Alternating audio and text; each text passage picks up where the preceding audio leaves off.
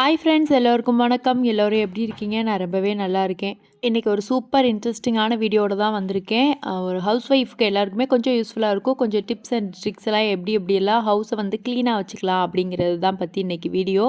So உங்களுக்கு பிடிச்சிருந்துச்சி அப்படின்னா கண்டிப்பாக ஃபுல்லாக பாருங்கள். வீடியோவும் உங்களுக்கு யூஸ்ஃபுல்லாக இருக்கும். இப்போ வாங்க நம்ம வீடியோக்குள்ளே போயிடலாம். நான் என்றைக்குமே வீடு க்ளீன் பண்ண போகிறேன் அப்படின்னு சொன்னால் அன்றைக்கி வந்துட்டு சிம்பிளான லஞ்சாக இருக்கும். அண்ட் ஆல்சோ கொஞ்சம் வெள்ளனாவும் எந்திரிச்சிருவேன். ஏன்னா கொஞ்சம் வேலை அதிகமாகவே இருக்கும். இன்னொன்று, நான் டெய்லியுமே அந்த வேலையை இழுத்துட்டு போக மாட்டேன். ஒரு நாள்லேயே அந்த வேலையை நான் முடிச்சு வச்சிருவேன்.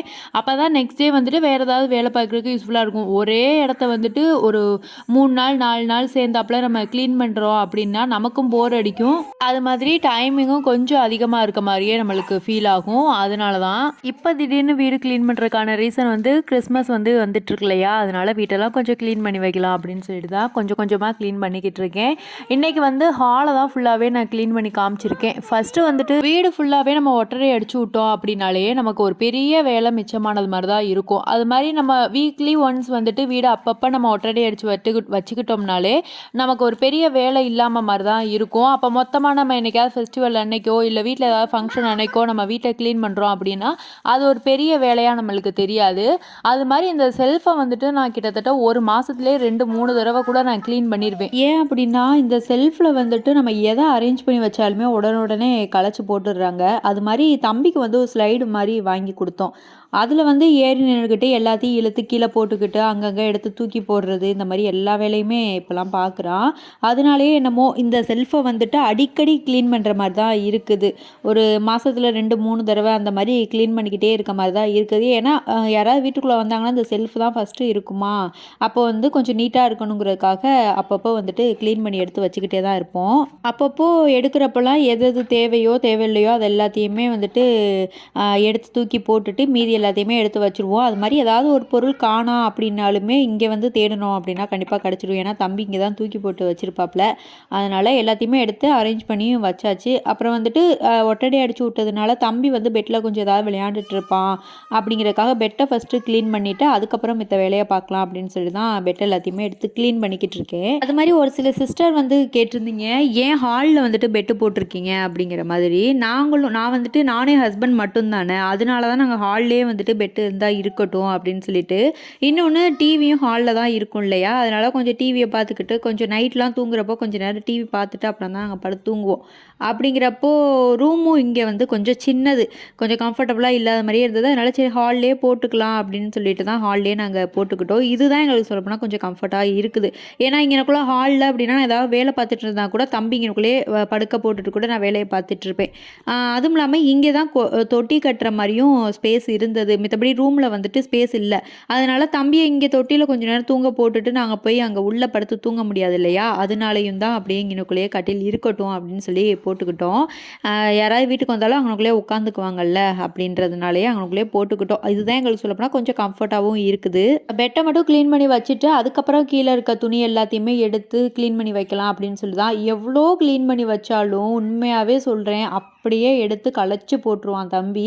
இப்போ நான் ஒரு 2 நிமிஷம் கூட ஆகலை அந்த பெட்டை நான் க்ளீன் பண்ணி மடித்து வச்ச துணியெல்லாம் எப்படி எடுத்து போட்டுட்டு அதையும் தூக்கி எங்கே போடுறான்னு மட்டும் நீங்கள் கொஞ்சம் பாருங்களேன். அப்படியே தூக்கி கீழே போட்டு விட்ருவான். அது மாதிரி தான் எல்லா பொருளையும் தூக்கி தூக்கி கீழே போட்டு விட்ருவான். பெட்டுக்கு மேலே ஒரு ஆணி மாதிரி இருக்கும், அங்கே தான் இந்த பேகு அதெல்லாம் நாங்கள் மாட்டி வச்சுருப்போம். அதையும் தூக்கி கீழே போட்டு வச்சுருக்கான். எல்லாத்தையுமே தூக்கி சதறி வச்சுருவான். எனக்கு க்ளீன் பண்ணுறது மட்டுமே ஒரு பெரிய வேலையாக இருக்கும். குழந்தை வச்சுருக்க எல்லார் வீட்லேயும் கண்டிப்பாக அப்படி தான் இருக்கும். நம்ம அதுக்காக எப்பயுமே க்ளீனாகவும் வச்சுக்க முடியுமான்னு கேட்டால் கிடையாது தான். ஏன்னா நமக்கும் உடம்புக்கு ரெஸ்ட்டு தேவை இல்லையா, எப்போ முடியுதோ அப்போ பண்ணிவிட்டு குழந்தையும் பார்த்துக்கிட்டு இருக்க வேண்டியது தான். இந்த பேப்பர் எல்லாத்தையுமே நோட்லேருந்து கிழிச்சு நான் அங்கிட்டு க்ளீன் பண்ணிகிட்ருக்க கேப்பில் அது எல்லாத்தையும் பண்ணி வச்சுருந்துருக்கான் தம்பி. சரி அதை எல்லாத்தையும் எடுத்து தனித்தனியாக வச்சிடலாம் அப்படின்னு சொல்லிட்டு தான் டாய் எல்லாத்தையுமே தனியாக ஒரு ரூமில் போட்டுட்டு இந்த பக்கம் க்ளீனிங் வேலையுமே நான் பார்க்க ஸ்டார்ட் பண்ணிட்டேன்.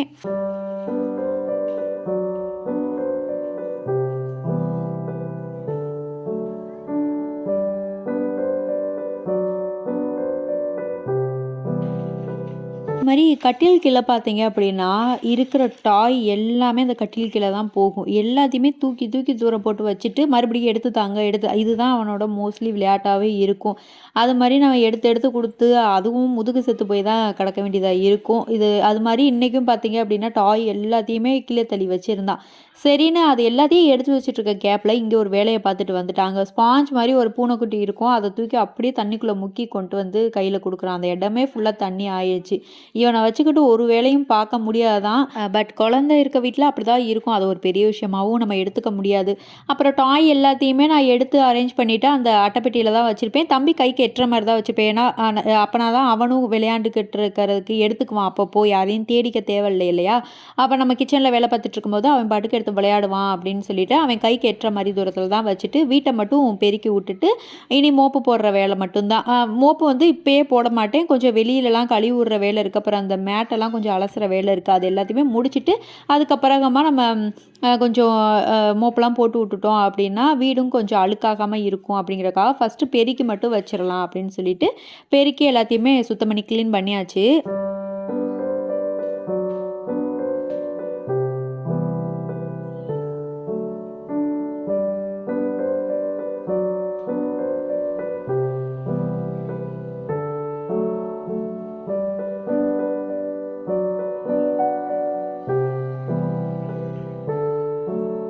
காலையில் எந்திரிச்சு வீடு க்ளீன் பண்ண போகிறேன் அப்படின்னு தெரிஞ்ச உடனே வாஷிங் மிஷின் மட்டும் கொஞ்சம் துணியை போட்டு விட்டுட்டேன்.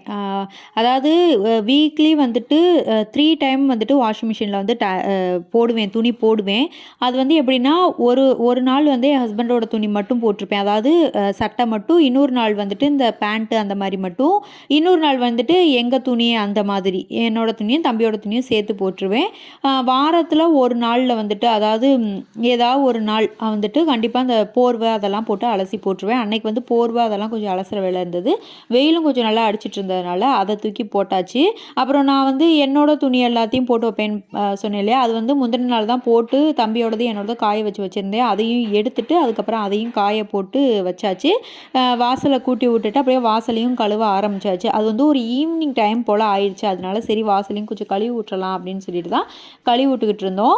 இந்த வாசல் வந்து எப்பயுமே நம்மளால் கழுவ முடியாது. ஏன்னா கீழே வந்துட்டு தான் தண்ணி போகும். கீழேயுமே வீடு இருக்குது. அவங்க வீட்லேயும் எப்பயுமே தண்ணியாக ஆகிற மாதிரி இருக்கும். அதனால் எப்பயாவது ஒரு தடவை ஒரு 10 நாள் இல்லை 15 நாளைக்கு ஒரு தடவை மட்டும்தான் நம்ம கழுவிடுற மாதிரி இருக்கும். இல்லைன்னா அவங்களுக்கும் கீழே போய் எல்லா இடமே தண்ணியாக வந்துட்டு ஆயிரும். அது வந்து அவங்களுக்கு கொஞ்சம் டிஸ்டர்பாக இருக்கும்னு சொல்லிட்டு அந்த இடத்த அடிக்கடி நாங்கள் வந்துட்டு கழுவ மாட்டோம். வெளியே கழுவி விட்டதுக்கு அப்புறமா வீட்டுக்குள்ளாரையுமே மோப் போட ஆரம்பிச்சிட்டேன். ஒரு சில டைம் வந்துட்டு வீடு துடைக்கிறதுக்கு நான் நைசால் வந்துட்டு யூஸ் பண்ணுவேன். இல்லைன்னா நிம்மாயில் வந்துட்டு யூஸ் பண்ணுவேன். ஒரு சில நேரம் டெட்டாயில் போட்டு யூஸ் பண்ணி வாஷ் பண்ணிப்பேன். ஒரு சில டைம் எப்படின்னா இந்த மஞ்சள் தூள், உப்பு அந்த மாதிரி ஐட்டம் போட்டும் நம்ம வாஷ் பண்ணி எடுத்தோம் அப்படின்னாலும் வீட்டில் வந்து கொசு அந்த மாதிரிலாம் இல்லாமலும் நீட்டாக இருக்கும். அது ஆல்ரெடி ரொம்ப ஒரு ஓல்டு வீடியோவில் வந்துட்டு நான் ஷேர் பண்ணியிருக்கேன். பார்ப்போம் இன்னொரு தடவை எனக்காவது நான் அது மாதிரி பண்ணேன்னா கண்டிப்பாக ஷேர் பண்ணுறேன். ஸோ வீட்டை எல்லாத்தையும் மொழி விட்டதுக்கப்புறமா நல்லா காயிடும்னு சொல்லிட்டு 3 பேருமே மேலே வந்துட்டோம். ஏன்னா இல்லைன்னா தம்பி அந்த இடத்துல ஓடி ஆடி விளையாண்டு கீழே விழுந்துருவான்.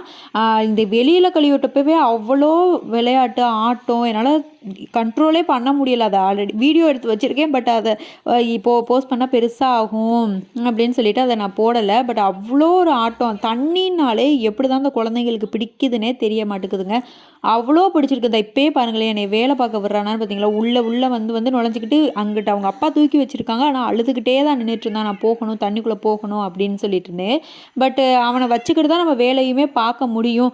கொஞ்ச நேரம் நான் விளையாட விட்டுருவேன். ரொம்பையும் கண்ட்ரோலாக பிடிச்சி வச்சு இப்படி தான் இருக்கணும் அப்படின்னும் சொல்ல மாட்டேன். விளையாடட்டும், அதையும் கற்றுக்கிறட்டும். அப்போனா தண்ணிக்குள்ளே அடுத்து போனால் கூட அவனுக்கு அந்த உடம்பு செட் ஆயிரும் இல்லையா? அதனால ஆனால் பக்கத்தில் நான் கண்டிப்பாக இருப்பேன். அவன் தண்ணிக்குள்ளே இருந்தான் அப்படின்னா நான் கண்டிப்பாக பக்கத்தில் இருப்பேன். அவன் முகத்தில் சிரிப்பு பார்த்தீங்களா?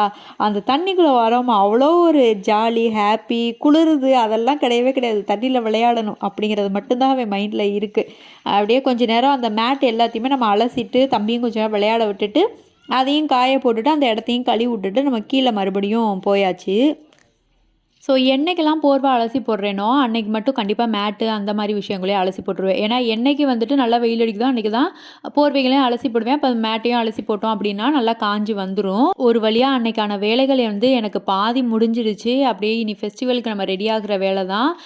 ஸோ இந்த வீடியோ உங்களுக்கு கண்டிப்பா பிடிச்சிருக்கும்னு நான் நெனைக்கிறேன். ஏதோ ஒரு வகையில யூஸ்ஃபுல்லாவும் இருக்கும்னு நான் நெனைக்கிறேன். அந்த மாரி உங்களுக்கு பிடிச்சிருந்துச்சு அப்படின்னா, கண்டிப்பா நம்ம சேனல சப்ஸ்கிரைப் பண்ணி நம்ம தொடர்ந்து ஃபாலோ பண்ணுங்க. இந்த வீடியோல ஏதாவது மாத்திக்கணும்னாலும் கண்டிப்பா கமெண்ட்ல சொல்லுங்க. இன்னொரு இன்ட்ரஸ்டிங்கான வீடியோல நான் உங்கள பார்க்குறேன். அதுவரைக்கும் பாய்.